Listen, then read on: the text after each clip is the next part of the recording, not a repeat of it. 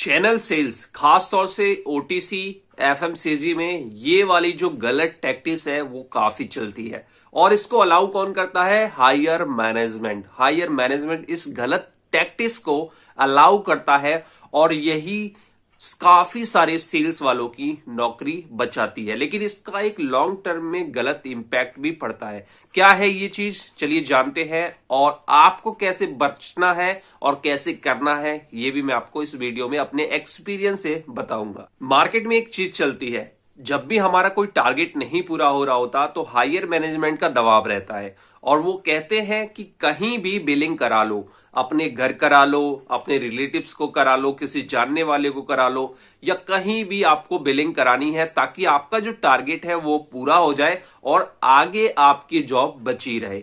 इस तरीके की धमकी जो हायर मैनेजमेंट है, SO, ASM, RSM, GM, BP सभी देते हैं, ठीक है, इस तरह की। और लेकिन ये एक गलत टैक्टिस है, सभी खुल के नहीं देते हैं लेकिन इनडायरेक्टली काफी सारे लोग देते हैं और बहुत सारी कंपनी में खुल के ये धमकी मिलती है। ऐसा ओटीसी में भी होता है और एफएमसीजी चैनल सेल्स में भी होता है। इसमें क्या करते हैं लोग, इसमें मान लीजिए कि एक एएसएम है, उसका टारगेट नहीं पूरा हो रहा, टारगेट में बचे हैं 5 लाख रुपए की बिलिंग होनी बाकी है। वो अपनी टीम पर प्रेशर करता है, दबाव करता है कि आप कहीं भी बिलिंग कराओ, अपनी जेब से कराओ, कैसे भी कराओ और ये 5 लाख की बिलिंग होनी चाहिए ताकि हमारा टारगेट पूरा हो जाए, ठीक है। अब लोग अपना अपना कहीं ना कहीं जुगाड़ से बिलिंग कराते हैं, ठीक है। कुछ बिलिंग आधार कार्ड से हो जाती है, कुछ जीएसटी नंबर से हो जाती है और फिर बिलिंग होने के बाद क्या होता है, होने के बाद टारगेट पूरा हो जाता है। अगर उस टारगेट पे इंसेंटिव रहता है तो वो मिल जाता है और वो उस टीम में उसी तरह से डिस्ट्रीब्यूट कर दिया जाता है जिसने जितने की बिलिंग खुद के रिस्क पर कराई है।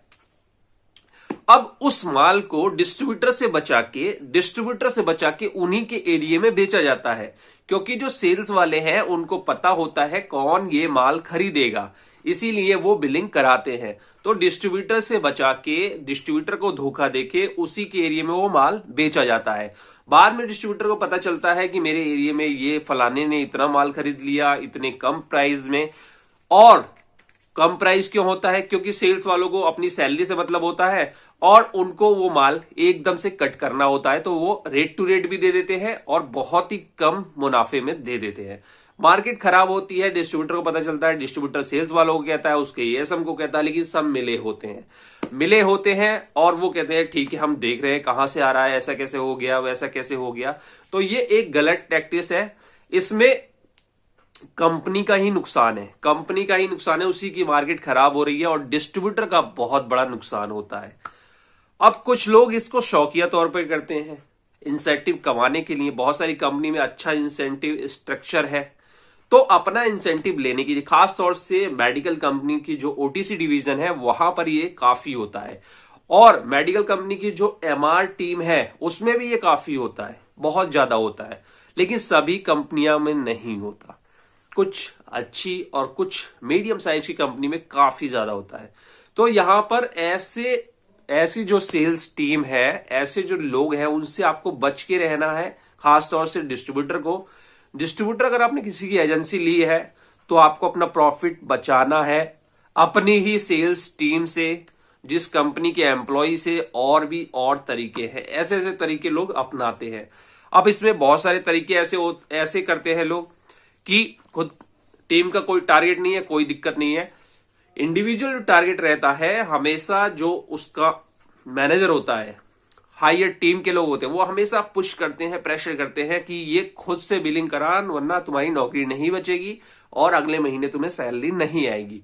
बंदा खुद से, उसकी 10,000 रुपए की सैलरी होती है, 15,000 की होती है, 20,000 की होती है, कुछ से 50,000, 1.5 लाख, 1 लाख की बिलिंग कराता है। माल को अपने घर पे रखता है जहां भी वो रहता है और फिर जो क्रीम मार्केट में उसे पता होता है कौन कटर है, कौन होलसेलर है, क्योंकि मार्केट करते करते पता रहता है और उसी मार्केट करते में वो माल को ठिकाने लगा देता है। और ऐसा लोग प्रॉफिट के लिए बहुत कम करते हैं, अपनी सैलरी, अपनी जॉब बचाने के लिए करते हैं। तो उस चक्कर में क्या होता है, उस चक्कर में जो माल है वो रेट टू रेट चला जाता है किसी भी पार्टी पर। रेट टू रेट चला जाता है और अगली बार भी वो पार्टी डिस्ट्रीब्यूटर से या कहीं से भी उसी रेट पर माल लेने के लिए खूब हाथ पैर चलाती है। इस तरह से ये गलत टैक्टिक्स मार्केट में चल रही है। इसमें क्या है, जो अच्छे एम्प्लॉय हैं वो पिसे जा रहे हैं, जो बुरे एम्प्लॉय हैं जिनका बहुत कम समय का कैरियर है या बहुत कम समय उस कंपनी में रहने वाले हैं, वो कंपनी की इस तरह से सेल्स बिगाड़ के चले जाते हैं। तो ऐसा नहीं है कि ऊपर वाले लोगों को पता नहीं है, सबको पता है। कोई भी बिलिंग होती है तो उसकी पूरी नॉलेज हायर टीम तक रहती है, यानी जीएम बीपी तक रहती है हर एक बिलिंग की। वो इसीलिए बैठे हैं, इसीलिए देखते रहते हैं किसके एरिया में कितनी बिलिंग हुई, कैसे हुई, किस पार्टी को हुई, क्या हुई, सारा डेटा। लेकिन सबको ये पसंद है और इसमें नुकसान होता है डिस्ट्रीब्यूटर का। तो लेकिन ऐसे लोग रहते हैं वो हर कंपनी में नहीं टिक पाते, दूसरी कंपनी में जाते हैं, उन्हें बहुत ही ज्यादा परेशानी का सामना करना पड़ता है क्योंकि उनकी आदत ऐसी हो चुकी होती है। तो इस चीज को छोड़ दीजिए। अगर आपको लंबे समय तक टिकना है और इस फील्ड में टिकना है, कंपनी मैटर नहीं करती कि एक ही कंपनी में 10 साल 15 साल टिकना है, कंपनी मैटर नहीं करती। आपको अपने काम पर भरोसा होना चाहिए और उसी तरह से आगे बढ़ते रहना चाहिए, क्योंकि यहां पर ये शॉर्टकट है जो आपको आगे नहीं बढ़ने देगी और डिस्ट्रीब्यूटर का भी नुकसान करती है, और आपका नाम भी खराब होता है।